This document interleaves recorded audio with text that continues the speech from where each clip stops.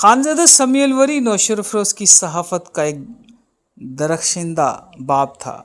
آج جب دنیا بھر میں صحافت کا عالمی دن منایا جا رہا ہے اور حق و سچ کی آواز بلند کرنے والوں کو یاد کیا جا رہا ہے، تو سندھ کے ضلع نوشر افروز کے صحافتی تاریخ خانزادہ سمیع الوری کے ذکر کے بغیر ادھوری محسوس ہوتی ہے۔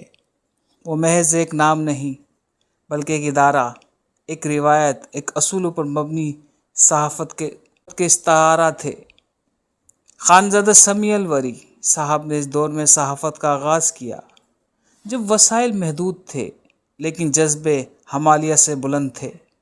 انہوں نے صحافت کو کبھی کاروبار نہیں سمجھا، بلکہ اسے ایک سماجی ذمہ داری اور عبادت کے طور پر نبھایا۔ ان کی تحریروں میں علاقے کے پسے ہوئے طبقات کی آواز جھلکتی ہوئی نظر آتی ہے۔ ان کا قلم ہمیشہ مظلوم کا ہتھیار ثابت ہوا۔ خانزادہ صاحب کی شخصیت میں وہ تمام خوبیاں موجود تھیں جو ایک سینئر صحافی کا خاصہ ہوتی ہیں۔ انہوں نے کبھی مصلحت پسندی سے کام نہیں لیا اور سچ کہنے کے لیے ہمیشہ پرخطر راستوں کا انتخاب کیا۔ نئے صحافیوں کی تربیت وہ نوشر افروز کے نوجوان صحافیوں کے لیے ایک مہربان استاد کی حیثیت رکھتے تھے۔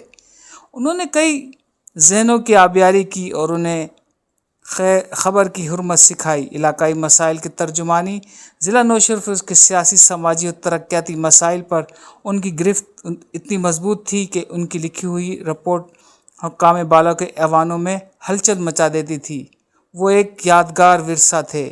صحافت کے عالمی دن پر ان کی کمی شدت سے محسوس کی جا رہی ہے۔ آج کے ڈیجیٹل دور میں جہاں سنسنی خیز عام ہے، خانزادہ سمیع الوری صاحب کی یاد میں یاد دلاتی ہے کہ صحافت کا اصل جوہر سچائی اور دیانت داری ہے۔ ان کی سفید داڑھی اور چہرے کا وقار ان کی عمر بھر کی محنت اور ایمانداری کا گواہ تھے۔ خانزادہ سمیع الوری صاحب آج ہم میں نہیں ہیں، لیکن ان کے لگائے ہوئے صحافت کے پودے آج تناور درخت بن چکے ہیں۔ ان کی خدمات کو سنہرے حروف میں لکھا جائے گا۔ نوشر افروز کی مٹی ہمیشہ اپنے اس سپوت پر ناز کرے گی جس نے قلم کی آبرو کو کبھی جھکنے نہیں دیا۔ اللہ تعالیٰ ان کے درجات بلند فرمائے اور ان کی لہد پر اپنی رحمتوں کا نزول فرمائے، آمین۔ دوستو، خانزادہ سمیع الوری صاحب کی